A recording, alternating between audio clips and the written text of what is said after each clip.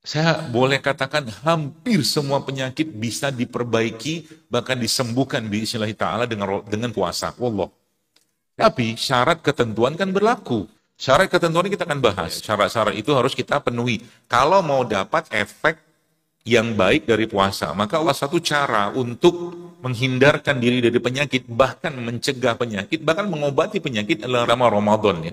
Fitur ini bisa Anda manfaatkan selama Ramadan. Ya, dahsyat banget. Mau cerita memperbaiki apa, semua bisa dengan fitur ini. Fitur you will be the new you, kata dia. Anda akan jadi manusia yang baru. Nanti akan memperbaiki hampir banyak hal dalam sistem pencernaan kita, otak kita, jantung kita. Modal ini doang. Makanya lagi Ramadan, perbanyaklah makanan. Kalau mau jasad ini diperbaiki.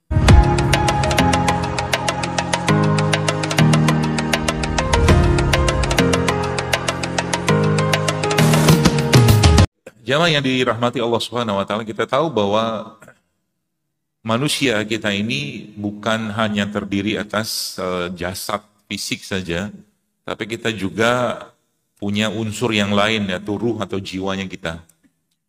Maka dua-duanya itu sebenarnya punya keadaan sehat ataupun sakit, itu yang pertama. Maka kalau kita lihat bagaimana sebenarnya Allah Subhanahu wa taala menjaga diri kita, ya, menjaga diri kita dari itu semua. Tentunya syariat ini memberikan panduan dan pedoman yang sangat jelas, ya. Sering saya sampaikan bahwa Ramadan ya khususnya adalah bulan yang kalau benar-benar kita manfaatkan, ya mungkin saya sampaikan gitu ya. Kalau benar-benar kita manfaatkan secara baik, ya, saya boleh katakan hampir semua penyakit bisa diperbaiki, bahkan disembuhkan biiznillah ta'ala dengan puasa. Wallah. Saya sangat yakin itu. Tapi syarat ketentuan kan berlaku. Ya, syarat ketentuan itu berlaku. Ya, syarat ketentuan kita akan bahas. Ya, kata Nabi SAW bahwa hadis yang Nabi jelaskan kepada kita semua bahwa berapa banyak orang-orang yang menahan lapar dan dahaga, ya mereka tidak dapat apa-apa kecuali itu saja, karena mereka tidak meninggalkan perbuatan rafas dan jahil, salah satunya itu bohong, fitnah, segala macam gitu kan, hal-hal yang tidak penting secara keimanannya dia. Maka jamaah sekalian, itu syarat-syarat itu harus kita penuhi sebenarnya. Ya, syarat-syarat itu harus kita penuhi kalau mau dapat efek yang baik dari puasa. Maka Allah katakan dalam Al-Quran, wa antasumu khairul lakum in kuntum ta'lamun. Dan puasa itu lebih baik bagimu jika engkau mengetahuinya.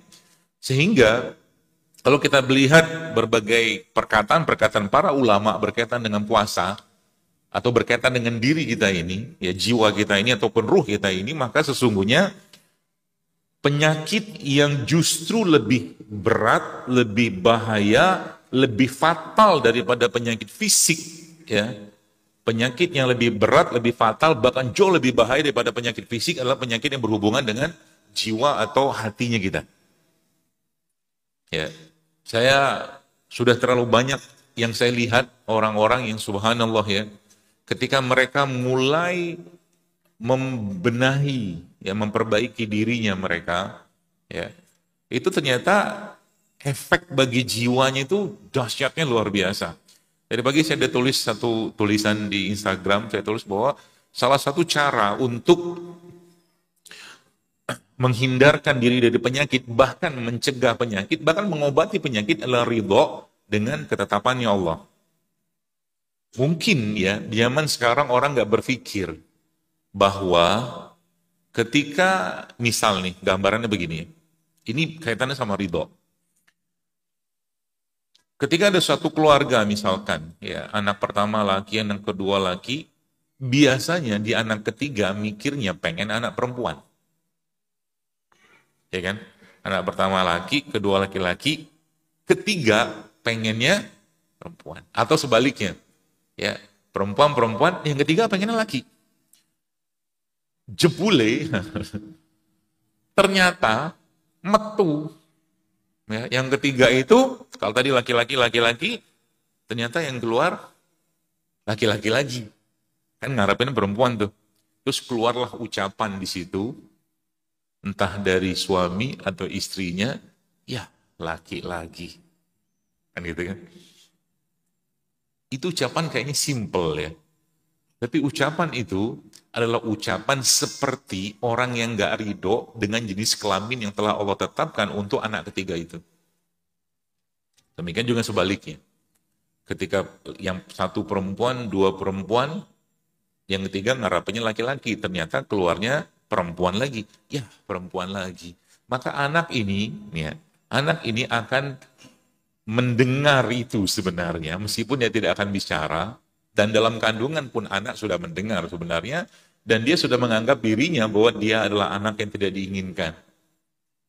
Itulah bahasa nggak ridho. Sebab apa? Urusan jenis kelamin adalah urusannya Allah. Dia Allah yang menentukan, haknya Allah menentukan jenis kelamin laki atau perempuan. Maka anak kayak begini, umumnya akan bisa lahir dengan kondisi orang tua yang sangat menginginkan sesuatu, ternyata tidak diberikan atau tidak Allah beri, ya lalu mereka seperti tidak ridho dengan itu, meskipun dengan ucapan-ucapan yang simpel, yang terjadi apa? Dia akan lahir, katakanlah misalkan yang laki-laki, dia akan lahir dengan casingnya laki-laki, tapi jiwanya perempuan. Fatal loh. Itu panjang perjalanannya yang saya tahu. Urusannya panjang. Kalau seandainya ini nggak diputus, ya nggak diputus, ya. Makanya salah satu yang disebutkan oleh Umar bin Khattab radhiyallahu anhu ketika beliau menanyakan hadis tentang fitnah, ya fitnah akhir zaman, fitnah keluarga, ternyata disebutkan ya oleh Huzaifah, ya Huzaifah bin Yaman mengatakan radhiyallahu anhu, dia mengatakan bahwa salah satu yang mencegah dan menebus dari fitnah-fitnah seperti itu adalah puasa. Ada dua lagi. Yang pertama sholat, yang kedua puasa, yang ketiga sodako. Ya, sholat, puasa, sedekah. Jadi sebenarnya kalau saya mencoba menganalisa puasa ini, terutama Ramadan ya, ini sebenarnya ibadah yang bisa memutuskan fitnah-fitnah genetik yang tidak baik yang diwariskan dari mungkin leluhur-leluhurnya dengan tiga hal tadi. Sebab apa? Tiga hal ini yang kita benar-benar kerjakan di waktu Ramadan. Kita sibuk benar loh dengan tiga hal ini waktu Ramadan. Coba baca ayatnya ataupun hadisnya, Nabi pun menjelaskan bahwa sedekahnya Nabi itu ketika Ramadan seperti bahkan lebih lembut, lebih halus daripada angin yang berhembus. Dermawannya Nabi SAW. Yang pertama itu, puasa udah jelas. Ya, jadi sekarang kalau kita ngebahas, nanti saya jelaskan bagaimana fitur-fitur ini bisa Anda manfaatkan selama Ramadan. Ya, dahsyat banget. Mau cerita memperbaiki apa, semua bisa dengan fitur ini. Fitur puasa ini maksudnya. Yang kedua adalah sholat. Coba aja kita lihat. Ya, kita emang benar-benar disibukkan Allah dengan sholat ketika Ramadan ini. Ya. Yang pertama mungkin dengan sholat wajibnya, yang kedua mungkin dengan sholat malamnya. Ya, dan akhirnya apa? Capek kan? Maka kalau kita ngitung, kalau ngitung pakai ukuran matematika, ya, ada yang mengatakan puasa 24 jam itu, jadi mulai startingnya bahasanya, kita sering mendengar bahasa autofagi. Autofagi itu kan namanya self-eating ya. Self-eating itu dia memakan sel-sel yang rusak. Itu tuh baru terjadi sekitar atau di atas 14 jam. 14 jam ke atas. Ya. Normalnya kalau sudah mulai starting itu di 16 jam. Makanya waktu buka puasa jangan banyak-banyak makan. Karena masih cleansing dia sebenarnya. Kita masih butuh sekitar 2 jam lagi. Ya, kalau kita katakanlah misal nih 4, jam 4 kita sahur ya, sampai akhirnya jam 6 kurang lebih kita berbuka puasa, maka kurang lebih total ada 14 jam kan kita menahan diri dari lapar. Itu sudah mulai itu. Tapi efek autofaginya itu, ya, self-eating yang kita sering dengar itu baru akan terjadi secara optimal di 16 jam. Maka lagi-lagi jangan berlebihan makan di waktu berbuka. Baru nanti dia akan makan sel-sel yang rusak. Yang lebih dahsyat lagi apa? Kalau mau ngerjain. Ya, kalau mau ngerjain. Itu yang lebih dahsyat lagi kalau apa? Dia 24 jam. Itu sistem riset. Sistem diriset sama dia. Berarti kita nggak makan. Nggak usah makan dulu. Minum aja. Kan batalin aja cukup. Makanya Nabi ngasih seperti, kenapa Nabi itu ngasih panduan? Ya, saya kadang-kadang mikir, ketika Nabi berbuka pakai rutop, kurma basah. Kalau nggak ada pakai tamar, kalau nggak ada pakai air putih. Itu ya Bapak Ibu sekalian, jemaah sekalian, kalau dipraktekin, ya itu Masya Allah. Benar-benar seperti sel itu, apa ya, si namanya Dr. Mindy Pals itu mengatakan, you will be the new you, kata dia. Anda akan jadi manusia yang baru. Ya benerlah baru, karena kayak laptop itu di reset ulang gitu loh. Terutama kalau sudah sampai masuk ke yang 24 jam itu. Berarti kan kalau 24 jam misalnya, ada minum aja kan, minum nggak banyak makan gitu ya, terus gitu kan. Jadi sudah mulai harus kuat-kuat iman lagi Ramadan itu. Kita kan sering ngandalinnya kan setan dibelenggu. Nah, gitu kan. Setan di luar sono. Di sini belum. Kenapa? Karena tadi kan ayat yang saya baca di surat Yusuf tadi kan, sesungguhnya nafsu itu mengajak kepada kemungkaran, kecuali nafsu yang dirahmati Allah Subhanahu wa taala. Gitu. Makanya kita bicara tentang perbuatan-perbuatan fahsya, ya, perbuatan keji gitu kan. Itu memang Al-Qur'an menyandingkan itu dengan kalimat atau dengan kata-kata tentang makanan. Coba aja lihat. Dalam salah satu surat di Al-Baqarah itu menjelaskan, ya, wa kulu mimma fil ardi halalan thayyiban wa la tattabi'u khutuwati syaitan, ya. Dan seterusnya ayat itu mengatakan bahwa sesungguhnya setan itu mengajak pada perbuatan keji, kata Allah di situ. Yang menarik apa? Berarti antitesisnya, kalau ada orang makan tidak halal, dan orang makan tidak toyib, kemungkinan besar dia akan jatuh pada perbuatan yang berhubungan dengan keji tadi itu, gara-gara ulah makanan. Kalau kemarin ada beberapa yang saya tulis itu, di situ saya sebutkan bahwa khutuwat itu, kalau Anda baca di dalam Al-Quran, ada beberapa ayat yang jelas di situ kata-kata khutuwatnya. Ya, khutuwat syaitan itu seperti langkah-langkah strategisnya syaitan. Ya, duanya itu, ya, ada pada dua hal yang sudah terjadi zaman sekarang. Ya, empatnya sudah terjadi sih. Yang pertama itu tentang keimanan. Yang kedua tentang kesucian. Udah dirusak sama dia keimanan orang zaman sekarang. Seperti nggak yakin sama Allah, nggak baik sangka sama Allah, nggak yakin bahwa Allah yang mengurus urusannya dia, itu yang pertama. Yang kedua di surat Nur, Allah menjelaskan tentang khutuwat ini urusannya dengan kesucian. Itu yang kedua. Yang ketiga, khutuwat ini ternyata berkaitan dengan pertanian. Itu di surat Al-An'am. Coba lihat pertanian zaman sekarang, nggak ada yang beres. Pertanian, peternakan, semua nggak ada yang beres zaman sekarang. Susah nyari sayur yang benar. Ya. Susah nyari ternak yang benar. Dan seterusnya, dan seterusnya. Makanya, ya kadang-kadang saya mikir cukup saya jalan tahu. Daripada Bapak Ibu pusing, lihat ini nggak ada yang beres, ini nggak beres, gitu kan. Terakhir, khutuwat itu ada di surat Al-Baqarah tadi yang berkaitan sama makanan. Ya, sudah ada jawaban yang 4. Sudah rusak semua? Komplit sudah rusak semua. Iman sudah rusak, kesucian sudah dirusak sama syaitan, pertanian, peternakan sudah dirusak sama syaitan. Keempat, makanan pun dirusak sama syaitan. Jadi banyak orang yang sekarang, makan itu bukan lagi kebutuhan. Kita sebutnya dengan emotional eating, bukan lagi mindful eating. Bukan lagi mindful eating. Emotional eating itu orang makan untuk kebutuhan jiwanya dia. Ya, jiwanya dia yang situ akhirnya berlebihan. Ya, kalau mindful eating dia mikir, fal yanzurul insanu ila ta'ami. Mikir apa yang mau dia makan. Ya. Saya sampaikan di mana-mana tentang ini, bukan dilarang, tapi saya katakan coba kendalikan, saya bilang. Ya. Dan sudah banyak penelitian menjelaskan tentang itu. Sudah terlalu banyak. Ya. Mulai dari ternyata kita semua ini berlimpah ruah logam berat gitu kan. Belum lagi mikroplastik. Ya. Kalau Bapak Ibu, kalau saya ceritain nanti masih apa namanya, bingung nanti pilihannya apa. Itu saya kadang-kadang kemana-mana sekarang pengen bawa gelas, pengen bawa tumbler.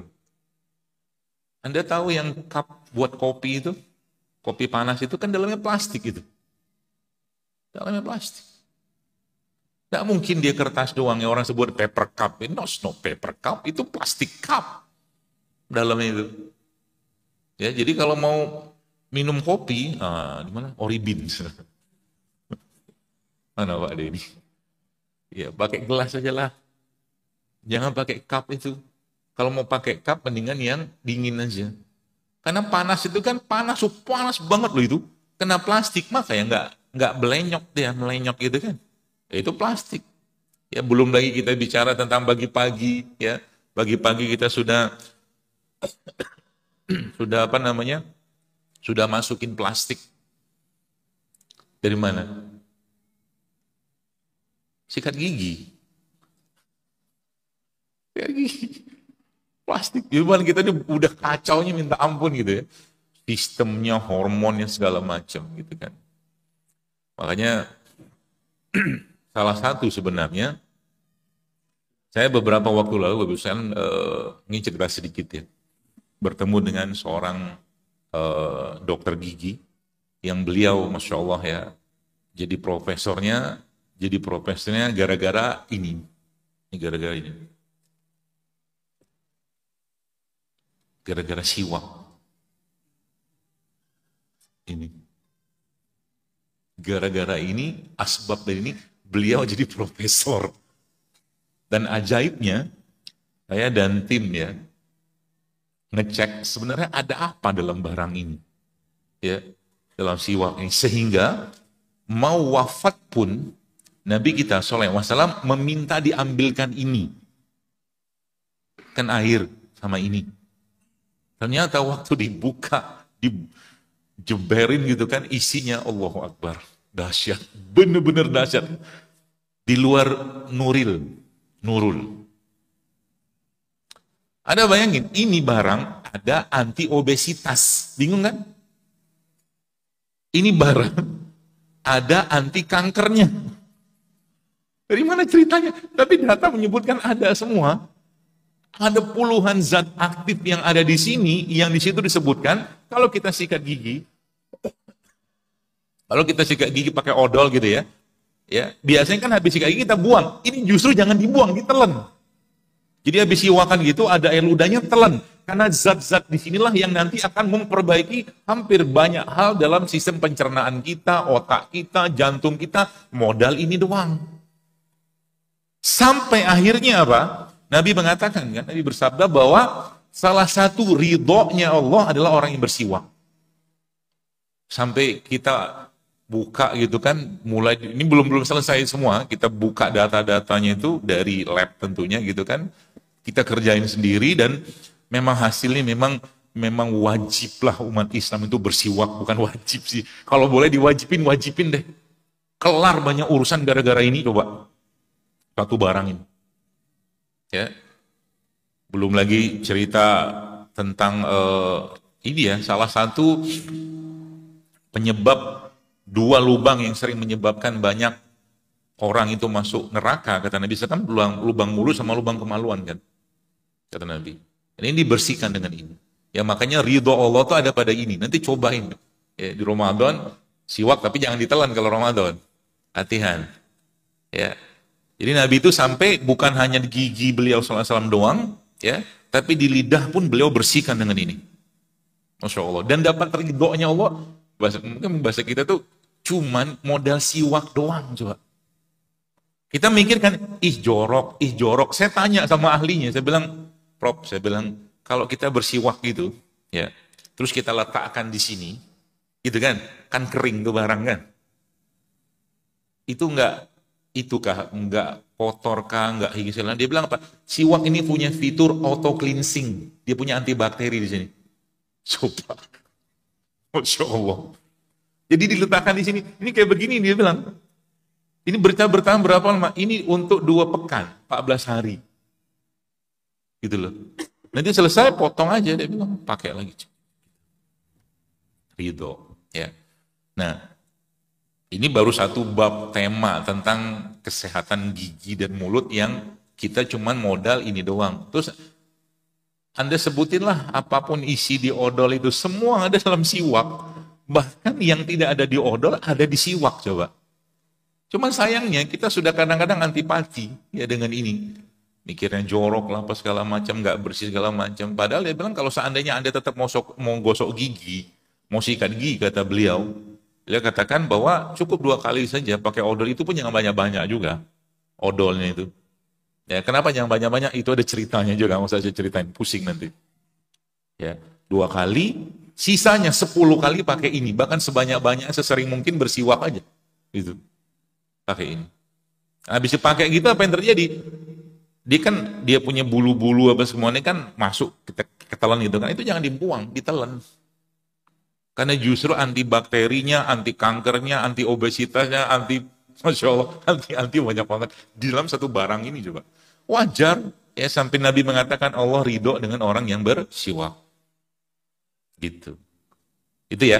Nah, kembali ke puasa tadi jamaah sekalian. Maka kita tahu bahwa hal-hal seperti ini ya, kalau kita dalami secara syariat kita tahu bahwa amalan-amalan dalam agama Islam itu biasanya ditentukan jumlahnya atau balasannya berapa. Tapi coba setahu saya sampai detik ini saya belum pernah mendengar ada kalimat dari Nabi SAW atau Allah sendiri secara langsung menyebutkan berapa pahala yang didapatkan seseorang itu ketika dia berpuasa. Enggak dijelasin.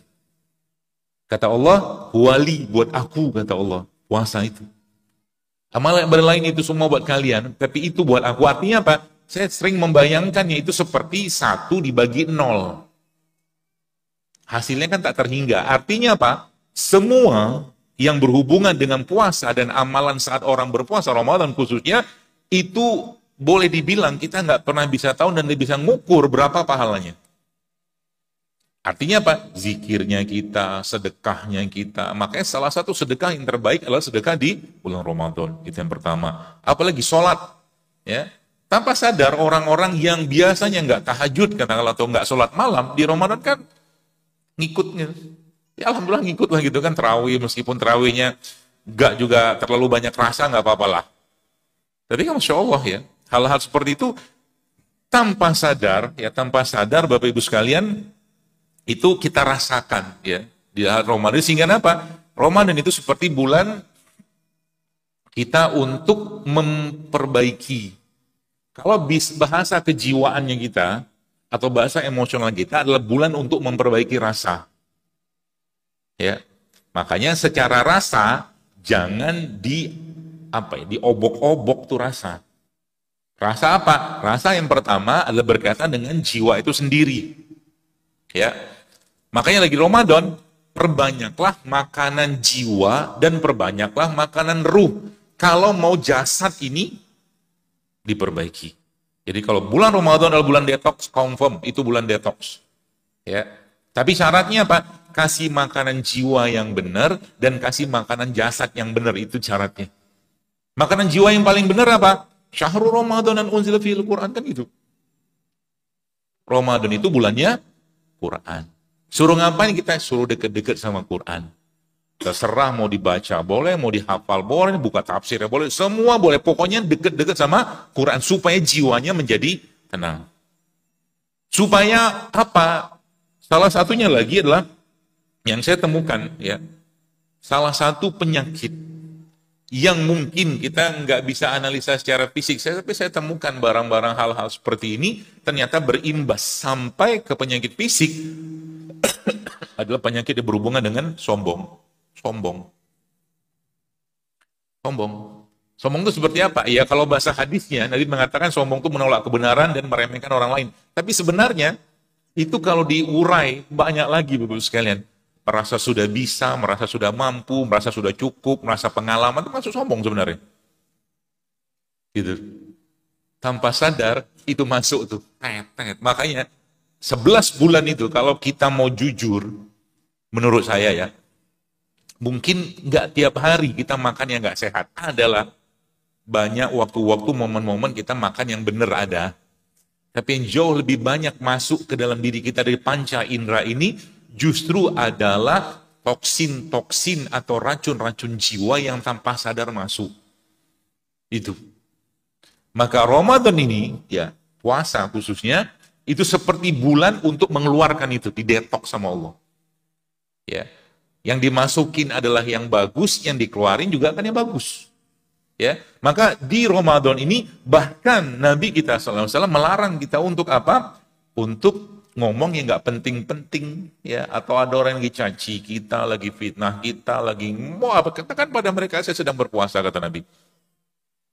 Itu yang pertama. Yang kedua apa? Banyakin makanan jiwanya. Banyakin makanan jiwanya berupa apa? Berupa Al-Quran.